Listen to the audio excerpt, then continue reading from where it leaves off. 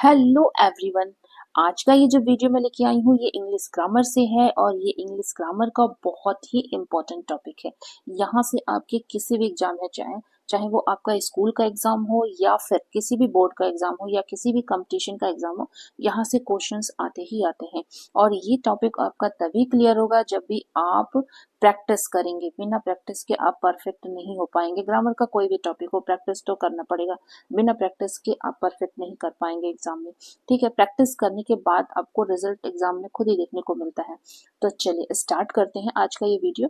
ये प्रीपोजिशन का second practice set है ना। ऑलरेडी मैंने फर्स्ट प्रैक्टिस सेट करा दिया है। अगर आपने उस वीडियो को वॉच नहीं किया है तो उसे भी सॉल्व कर लीजिए, क्योंकि जितना आप प्रैक्टिस करेंगे आपका नॉलेज और बढ़ता जाएगा और आप और एनहेंस होता जाएगा आपका नॉलेज, और आप बेटर परफॉर्म कर पाएंगे किसी भी एग्जाम में। प्रैक्टिस मस्ट है, बहुत जरूरी है।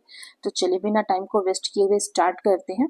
ये आपका फर्स्ट क्वेश्चन है। और हाँ, जैसे ये प्रीपोजिशन मैंने फिल इन द ब्लैंक्स के रूप में दिया है और ये क्वेश्चंस आपको एरर फाइंड आउट करने के लिए या फिर PYQS के रूप में किसी भी तरह से ये क्वेश्चंस आ सकते हैं।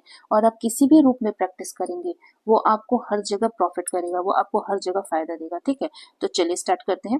फर्स्ट क्वेश्चन है आपका, Savita decided to set some time every day for prayer. अब यहाँ के ब्लैंक में आप क्या फिल करेंगे? कौन सा प्रीपोजिशन होगा यहाँ पे? अप होगा, असाइड होगा, इन होगा, ऑन होगा? कौन सा प्रीपोजिशन यहाँ पे बेस्ट प्रेफरेबल है? तो पहले आप देखिए, सेट के साथ हमेशा क्या होता है? सेट के साथ हमेशा असाइड आता है।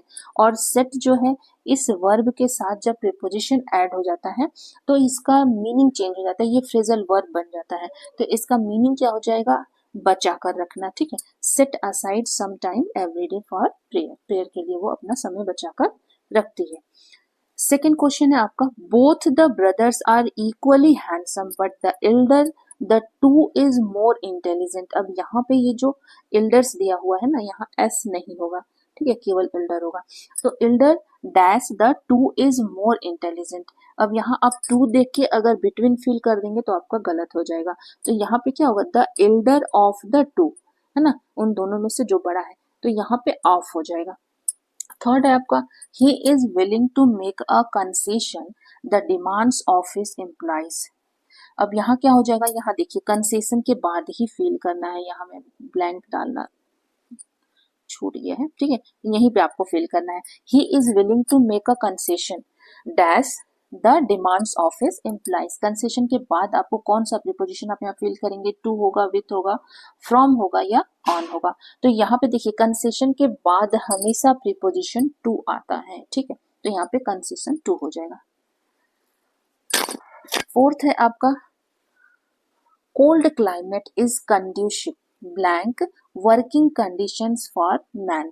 अब यहाँ क्या हो जाएगा? For, to, on, at, in prepositions में से कौन सा प्रीपोजिशन होगा? कंड्यूसिव के बाद हमेशा, अगर कंड्यूसिव के बाद कोई सिचुएशन है ना, तो वर्किंग कंडीशन ऑफ मैन, यहाँ पे सिचुएशन बताया जा रहा है, तो यहाँ पे क्या हो जाएगा? टू हो जाएगा। कंड्यूसिव के बाद हमेशा टू आता है। ठीक है, यहाँ टू हो जाएगा। इसके बाद है आपका fifth number, he was vexed the belated reply from his son। अब यहाँ ब्लैंक में आप क्या फिल करेंगे? यहाँ पे एट होगा, ऑन होगा, विथ होगा, बाई होगा। कौन सा प्रीपोजिशन यहाँ पे होगा? वैक्स्ड के बाद, देखिए ये चीज ध्यान देना है, वैक्स्ड के बाद अगर कोई थिंग है, कोई वस्तु है, किसी चीज की बात हो रही है तो एट फिल होगा। लेकिन अगर किसी पर्सन की बात हो रही है तो वहां पे विथ होगा। लेकिन यहाँ पे the belated reply from his son, अब रिप्लाई की बात हो रही है, किसी चीज की बात हो रही है, थिंग है यहाँ पे, तो यहाँ पे आपका एट हो जाएगा। और वेक्स्ड का मतलब होता है घबरा जाना, है ना, इसकी मीनिंग है घबरा जाना। On the eve of the prime minister's visit civil line has been cordoned blank. अब यहाँ आपको फिल करना है, कॉर्डोन के बाद क्या होगा? इन, फॉर, ऑफ कौन सा होगा? कार्डोन का मतलब क्या होता है? कार्डोन का मतलब होता है घेराबंदी करना। तो कार्डोन के बाद हमेशा ऑफ, डबल एफ वाला ऑफ, ये वाला ऑफ यहाँ पे फिल हो जाएगा। ठीक है, फिर ये सही हो जाएगा।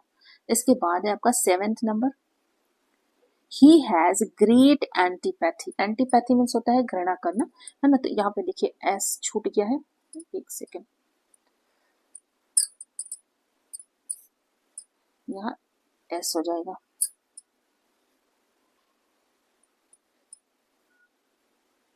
है ना, यहाँ हैज है, HAS है, हैज है।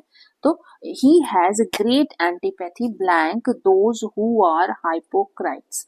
अब यहाँ पे हिपोक्राइट्स है, तो यहाँ पे क्या फील हो जाएगा, जब भी देखिए एंटीपैथी जब आता है, एंटीपैथी के बाद अगर किसी थिंग की बात हो रही है तो वहां पे हम यूज करेंगे एंटीपैथी टू हो जाएगा, ठीक है। एंटीपैथी के बाद टू होगा जब हम किसी थिंग की बात करेंगे, लेकिन अगर किसी व्यक्ति की बात हो रही है, किसी पर्सन की बात हो रही है, तो वहां अगेंस्ट बात करेंगे, अगेंस्ट प्रीपोजिशन वहां पे अगेंस्ट हो जाएगा। तो यहाँ पे हम बात किस चीज की हो रही है, he has great antipathy those who are hypocrites. जो हिपोक्राइट्स होते हैं उनके प्रति उनके मन में वो लोग घृणा रखते हैं, बहुत ज्यादा घृणा रखते हैं।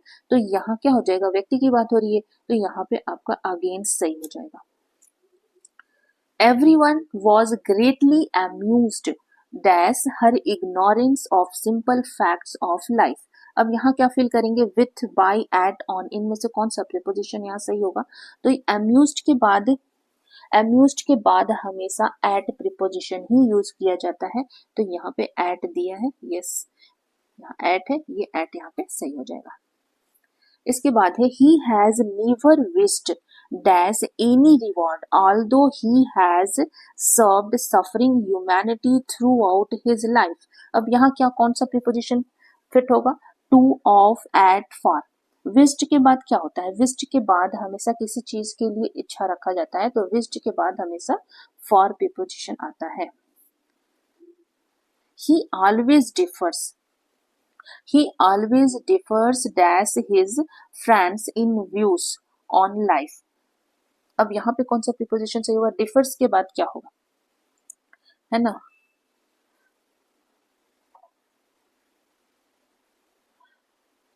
डिफर हिज फ्रेंड्स, यानी कि डिफर के बाद जब भी अ पर्सन इन व्यूज या कोई थिंग है, जब कोई पर्सन की बात हो रही है तो विथ होगा। यहाँ पे तो आपका क्या हो जाएगा, यहाँ पे आपका विथ करेक्ट हो जाएगा, क्योंकि हिज फ्रेंड्स इन व्यू, फ्रेंड्स की बात हो रही है, किसी पर्सन की बात हो रही है तो विथ हो जाएगा। लेकिन अगर किसी थिंग की बात हो, डिफर्स फ्रॉम थिंग हो जाएगा। जब किसी वस्तु की बात होगी तो अलग हो, उससे अलग हो रहा है तो वहां पे अगर कोई वस्तु है तो वहां पे फ्रॉम होगा। लेकिन यहाँ व्यक्ति की बात हो रही है तो यहाँ पे विथ हो जाएगा।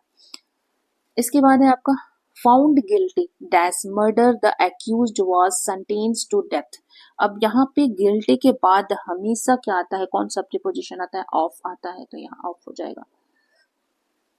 Ramu closely resembles his father not only in physical features but also in habits. अब रिजेंबल्स के बाद क्या होगा, रिजेंबल्स के बाद कौन सा प्रीपोजिशन सही होगा, रिजेंबल्स क्या है, रिजेंबल्स जो है ये इंट्रांजिटिव वर्ब है ना, तो इंट्रांजिटिव के बाद हमेशा हम क्या करते हैं, अगर रिजेंबल्स जो है ये ट्रांजिटिव वर्ब है, सॉरी इंट्रांजिटिव नहीं, ये ट्रांजिटिव वर्ब है, और ट्रांजिटिव वर्ब के बाद कोई भी प्रीपोजिशन नहीं आता है, सीधा ऑब्जेक्ट आ जाता है, तो यहाँ पे नो प्रीपोजिशन हो जाएगा, कोई भी प्रीपोजिशन यहाँ पे नहीं होगा, डायरेक्ट ऑब्जेक्ट आएगा।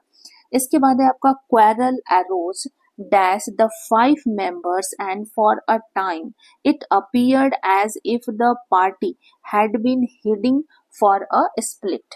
अब यहाँ कौन सा प्रीपोजिशन सही होगा, यहाँ पे देखिए, यहाँ पे क्वेरल के पहले अ है, ठीक है, अ क्वेरल, ठीक है, अ क्वेरल एरोज डैश, तो क्वेरल के दो से अधिक, हाँ यहाँ पे सीधी सी बात है, देखिए the 5 members and for a time it appeared as if the party had been heading for a split. तो यहाँ पे आपका हो जाएगा, जब दो से अधिक लोगों की बात होती है तो वहां पे वहां यूज होता है आपका, वहां यूज होता है एमंग आ जाता है ना, जब दो लोगों की बात होगी तो बिटवीन होगा, लेकिन दो से अधिक होंगे तो वहां पे एमंग आ जाएगा, तो यहाँ पे एमंग सही हो जाएगा, ठीक है। जब भी देखिए यहाँ पे जैसे रिजेंबल्स मैंने बताया ना, जब भी ट्रांजिटिव वर्ब आएगा तो उसके बाद हमेशा ऑब्जेक्ट आएगा, ठीक है, रिजेंबल्स आपका ट्रांजिटिव वर्ब है। 14 आपका है लता parted her mother in tears but the journey to Delhi amused her। अब यहाँ पे parted मतलब अलग हो रही है, तो सीधी सी बात है यहाँ पे कौन सा प्रीपोजिशन हो जाएगा, from हो जाएगा। The smuggler yelled the temptation and fell into the police trap। अब smuggler yelled dash, यहाँ पे कौन सा प्रीपोजिशन सही होगा आपका, yelled के बाद हमेशा येल्ड के बाद हमेशा आपका आता है प्रीपोजिशन। एल्ड की स्पेलिंग मुझे कुछ गलत लग रही है, YIELD होगा, है ना, Y यहाँ हो जाएगा, सॉरी यहाँ I हो जाएगा, ठीक है, YI, पूरा डिस्टर्ब हो गया, YIELD होगा, है ना, येल्ड की स्पेलिंग हो जाएगी YIELD, और इसके बाद यहाँ पे प्रीपोजिशन आपका आएगा, प्रीपोजिशन आपका हो जाएगा येल्ड के बाद टू प्रीपोजिशन यहाँ पे आएगा, ठीक है, ये ध्यान देना है, यहाँ स्पेलिंग डिस्टर्ब है, इसे थोड़ा ध्यान दीजिएगा, ठीक है। चलिए इसके बाद है आपका I warned him dash the danger he was going to face during the hiking। अब हाइकिंग का मतलब क्या होता है? हाइकिंग का मतलब होता है पैदल चलने वाली यात्री, है ना, पैदल चलना। तो I warned एक तरह से लंबी पैदल यात्रा, हाइकिंग का मतलब। तो वार्नड के बाद तो हमेशा ऑफ आता है, ऑफ प्रीपोजिशन यहाँ हो जाएगा। In spite of the fact that the meeting was about to end, she insisted dash asking several questions। insisted के बाद हमेशा प्रीपोजिशन on आता है, यहाँ पे आपका on हो जाएगा। The doctor advised him to give smoking but he did not pay any heed। heed का मतलब क्या होता है? heed का मतलब होता है सावधानी। तो give स्मोकिंग के गिव के बाद हमेशा प्रीपोजिशन अप आता है, गिव अप, और ये जो है ये फ्रेजल वर्ब बन जाएगा, और गिव अप का मतलब होता है त्याग देना या छोड़ देना। तो यहाँ पे आपका अप सही हो जाएगा, यू पे अप, ठीक है। इसके बाद 19 नंबर है, their father has left behind the huge sum to be distributed dash the two brothers. अब दो ब्रदर की बात हो रही है, डिस्ट्रीब्यूट करना है दो के बीच में, तो क्या हो जाएगा? सीधी सी बात है, यहाँ पे बिटवीन हो जाएगा, ठीक है। 20 नंबर का है आपका, no effort has been made at all to cash dash the refurnished image of India. Refurnished का मतलब क्या होता है? फिर से सजाना, सुसज्जित करना, है ना। तो यहाँ पे ऑल टू कैश के बाद आपका हो जाएगा इन ऑन, है ना, ये वाला preposition, on to in on, cash in on, और इसका मतलब हो जाएगा, कैश इन ऑन का मतलब हो जाएगा लाभ उठाना। अब ये जो 21 नंबर का क्वेश्चन है ये आपके लिए होमवर्क है, इसका आंसर आप कमेंट बॉक्स में जरूर दीजिएगा। The elegant designed collection for ladies has an emphasis style variety and colours. यहाँ पे आपको कौन सा प्रीपोजिशन फिल करना है? विथ होगा, ऑफ होगा, ऑन होगा, इनटू होगा। इस क्वेश्चन का आंसर आपको कमेंट बॉक्स में जरूर देना है। और वन थिंग, जो भी मेरे चैनल पे पहली बार विजिट किए हैं तो प्लीज चैनल को सब्सक्राइब कर लीजिएगा, क्योंकि आपके एक सब्सक्रिप्शन से बहुत ज्यादा मोटिवेशन आता है। अगेन नेक्स्ट वीडियो बनाने के लिए सोचती हूँ, लेकिन बहुत मेहनत लगता है, इसलिए चैनल को प्लीज सब्सक्राइब कर लीजिएगा। और मेरे चैनल पे आपको क्लास 9th के बिहाइव मोमेंटस के कई सारे चैप्टर्स मैंने कंप्लीट किए हैं, वो वीडियोस वॉच करिए, 9th में है तो आपको बहुत हेल्पफुल होगा। और मैं अपने चैनल पे लैंग्वेज से, ग्रामर से, लिटरेचर से वीडियोस पोस्ट करती रहती हूँ, इंग्लिश लिटरेचर लैंग्वेज का, जो आपको नॉलेज को एनहांस करने में बहुत हेल्प करेंगे, आपके एग्जाम में बेटर परफॉर्म करने के लिए हेल्प करेंगे। तो चलिए मिलते हैं नेक्स्ट वीडियो में एक न्यू टॉपिक के साथ। Thank you, bye bye.